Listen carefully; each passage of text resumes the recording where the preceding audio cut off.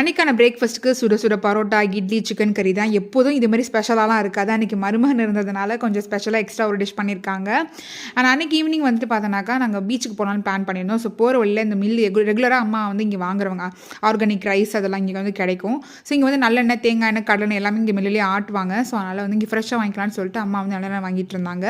So மில்லுல நல்லெண்ணெய் வாங்கிட்டு நேரா நாங்க இப்ப எங்க போயிட்டுருக்கோம்னா, தரங்கம்பாடி பீச்சுக்கு தான். ஸோ இந்த பீச்சுக்கு வந்து கிட்டத்தட்ட ஒரு 4 இயர்ஸ்க்கு மேலயே இருக்கும். 5 இயர்ஸ் ரொம்ப சின்ன குழந்தையா இருக்கும்போது, கை குழந்தையா இருக்கும்போது கூட்டிட்டு வந்தது.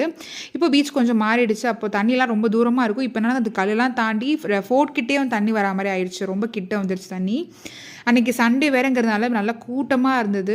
நெறைய ஃபேமிலி தெரிஞ்சவங்க அப்படின்னு சொல்லிட்டு நெறைய பேர மீட் பண்ணியிருந்தோம். பெருநாள் வேற முடிஞ்சிருச்சு இல்லையா? ஸோ நெறைய பேர் வெளிய வந்திருந்தாங்க. ஃபைசனும் சாண்ட் தான் எடுத்துட்டு வந்து விளாண்டுட்டு இருந்தாரு.